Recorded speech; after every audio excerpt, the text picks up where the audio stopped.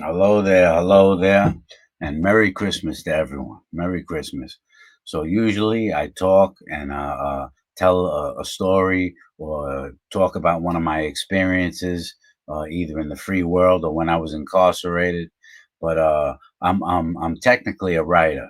I've written about 150 short stories between 2 pages and 15 pages long.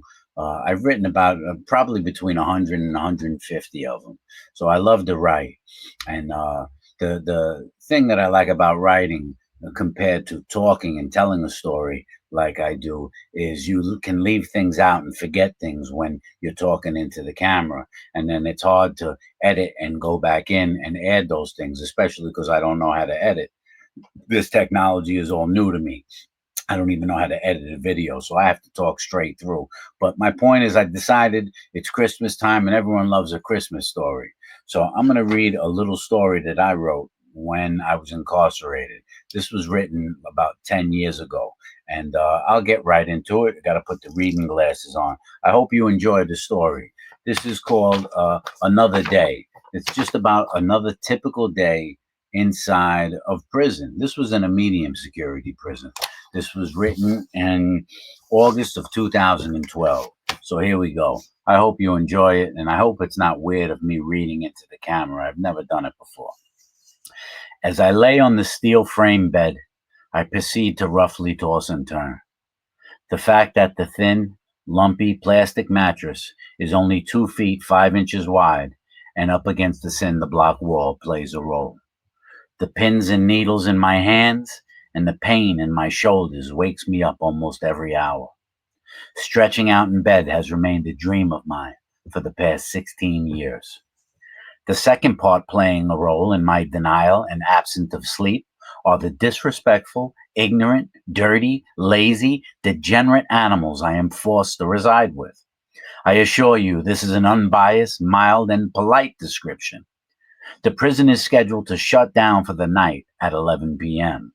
This is when all movement is supposed to cease, the day room closes, and prisoners are supposed to remain in their rooms for the remainder of the evening. As I now lay in bed, it's well after midnight, and across the narrow cement hallway, four guys are hanging out in a one-man room. This is supposed to cease at 10 p.m. It's the reoccurring theme, though, every night. This is the hall. These degenerates. This is the reoccurring theme throughout the entire prison every night.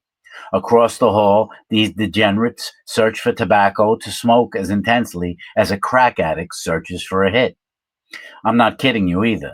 These are guys who take a huge postage stamp off of the envelope, wash the stamp so it looks new, and then walk around looking to trade it for a cigarette. They don't have a pot to piss in. The result of the four guys smoking simultaneously has this nasty smoke pouring into my room, stinking up my clothes and my bed. Yet they just sit in the room without a care in the world, laughing, talking, smoking, screaming up and down the hall after midnight.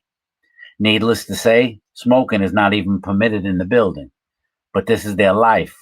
This is the life I subjected myself to. There is zero respect. The officers responsible for enforcing this behavior could either care less, is watching television, or sleeping in his office. Now, I could easily walk across the hall and beat the shit out of every guy in that room without question. I may even be able to beat all four of these punks at once. But violence is not an option in my life anymore. Violence is something I refrain from. But sadly, violence is the only thing that will teach guys like this a lesson. Talking to them, trying to educate them on the proper way to live is fruitless. They are animals.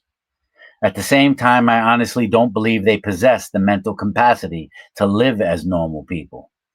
Because New York State closed most of its mental institutions, the New York prison system now mimics the 1970s movie One Flew Over the Cuckoo's Nest. This is not stated to be funny. It's the truth. There are 40 8x10 rooms down this corridor, each with a heavy wooden door that most so-called men haven't learned to shut properly just yet. Regardless if they're entering or exiting, they slam the door loud enough to wake George Washington. So between degenerates smoking like a broke stove, others slamming their doors and yelling down the hall, guys whistling in the middle of the night, and the office shining the flashlight directly in my eyes during their occasional rounds. Sleep is not one of peace. Because I head to my program at 7:30 in the morning, I wake up at 5:30. It's the only bit of silence I'll obtain through the day. And believe it or not, at 5:30 in the morning, someone will be up slamming their door or talking in the hall. I grab my toiletries and I head to the community bathroom. This is truly a danger zone. In this bathroom, you will find 8 sinks, 3 showers, 2 urinals, 4 toilets, and 1 slop sink. In every area, and I mean every area of this bathroom, you will find mold, food, fungus, hair, filth, bugs, snot, and things I don't even recognize. As I move towards the last sink, one has rice and beans in it. Yes, that's correct. Actual rice and beans. The other sink has pasta clogging the drain. Another has red sauce splattered all over the handles. And all the sinks have dried toothpaste that these animals have spit everywhere when rinsing their mouths in the morning. As I explain this, I am embarrassed to even admit that I'm forced to live here. None of the sinks should look like this. There is a slop sink in the corner for the purpose of washing dishes and clothes. The slop sink is another story. Besides the forever remaining puddle of stagnant water on the floor that everyone refuses to mop, the sink itself has so much sludge built up inside of it that it's turned gray and black. The mosquitoes has discovered their home on the moldy walls. The stainless steel shelf above the sink is occupied by someone's dirty dishes, wrapper, an old tuna fish can, and numerous pieces of discarded food, including 2 chicken bones. The showers are ground zero for disease and bacteria, and only a bacteriologist will know what on earth resides on these walls. Brown mold has formed in all the grout, hair is clogging the drain, huge soap lays across the floor and on the shelf, and it looks like if somebody blew their nose onto the wall of the shower itself. Believe me, I am far from exaggerating. If anything, I am providing a limited description. The once clean shower curtains are now gray and green with contamination. When I get to the corner sink that I prefer, I use a small squirt bottle of germicide I keep and I spray the entire sink down. I then use toilet paper to wipe the handles and sink clean, flush the toilet paper down the toilet. Then and only then do I actually touch the sink and begin my routine. In 16 years, I refuse to ever sit on one of the toilets. I don't care if you pour bleach over every inch. It's not happening. I have trained my body to use the bathroom in seconds without sitting down. The toilets themselves are another nightmare. The seats are covered with cigarette ashes, the floor is covered with ashes and urine, and the walls have black spots where guys put out their cigarettes. The entire stall stinks like stale smoke. It's almost impossible to even enter the bathroom without guys in there smoking. God forbid you ever try to enter first thing in the morning or after a meal. After count time, there are literally 15 guys in the bathroom smoking at the same time. When I was showering yesterday, there was a guy smoking in the shower next to me. The truth be told, there is absolutely no reason whatsoever the bathroom or any other area should be so disgusting. There are at least 15 porters responsible for maintaining this floor itself. The problem is these porters have no work ethic. They don't understand what taking pride in their work means. Most have never worked a day in their lives. Sadly, those in authority, or at least most of those in authority, do not are forced to check to see if a job is done properly. The inmate believes by not doing their job, they are getting over on the system. The reality is they create a hazardous condition for all of us living and working here.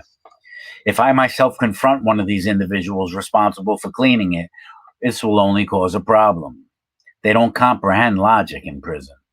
As my buddy Rush Limbaugh says, I have to keep half my brain tied behind my back just to make it fair with them. If I smack one of them in their face and tell them to do their job, the system will place me in solitary confinement. As I'm brushing my teeth and pondering everything you've just read, the sound of some barbaric dirtbag blowing his nose into the sink next to me causes me to breathe deeply and try and keep my composure. After all these years in prison, I'm still trying to understand why a man would blow his snot into a community sink that others wash their face and brush their teeth in, when the prison gives out unlimited free toilet paper. After my work and program is done, it's back to the housing unit. As I walk down the hall to the room I sleep in, the stink, funk, and nasty smell coming from some of the guys' rooms is unimaginable. Understandable, yes. It's understandable due to the fact that some of these guys work out or play basketball for hours, then without showering, lay in their bed. I witness this daily. Without sweeping the floor to their room, they will go get the bathroom mop that has been used to mop up urine with dirty water, then use this mop to mop the own floor in their room. This is what I live with. I decide to make myself something to eat, so I head into the day room and the cooking area. The prepping table has pieces of onion laying in the center, pieces of rice in the corner, and the remains of the previous 5 people who cooked laying all around. The stoves have burnt and dried food laying on top, sticking to the sides. It's apparent all who cooked just made their meals and left, vacated, never cleaning after themselves. I squirt down the entire area, scrub, wipe down, then wash my hands before I begin. Afterwards, I leave the entire area just as I had left the bathroom after I used it. Spotless. Now that the meal is cooked, I decide to venture outside to play some handball. The game of handball itself is my outlet, a reliever of frustration for me. As I leave the housing unit and head to the recreational yard, I feel as if I'm stuck in the projects. The guys are hanging out in the stairwells. They stand directly in front of men coming and going, blocking the passage of everybody. These jerk-offs have the nerve to look at the other guy like he's wrong for needing to get by. It doesn't register in their childish minds that they are standing in the stairwell during movement time. They do this with arrogance, not realizing myself, along with many disciplined others, can literally wipe the floor with them if we so choose. Their discussions are all the same: rap music, cigarettes, basketball, pornography, working out, never really escalating past a 3rd grade education. This is the behavior of a juvenile detention center or a group home for delinquent youth. These guys are so animalistic that after seeing a beautiful woman's ass on television, a month later, this is still the topic of their conversation. They gather around to watch basketball and football with an obsession when their parole board and possible release is closely approaching. After handball, I come back in. I go directly to the shower, then back into the prison room that they have provided for me. I shut the door, eat my dinner, then do one of several things. I write a letter to family or friends, write a short story, study the word, study some politics, work on my dream of coming home to lead lost youth, or work on parole. The day has come to an end. The sun is gone, and the moon has risen. As I lay on the steel frame bed, I proceed to roughly toss and turn. The fact that the thin, lumpy plastic mattress is only 2 feet 5 inches wide and up against the cinder block wall plays a role. The pins and needles in my hands and the pain in my shoulders wakes me up almost every hour. Stretching out in bed has remained a dream of mine for the past 16 years. I will try to get some sleep. I will do my very best. But the fact is, tomorrow is just another day in here. That's a story about being trapped in a medium security prison and a piece of what I was forced to live with for almost 2 decades.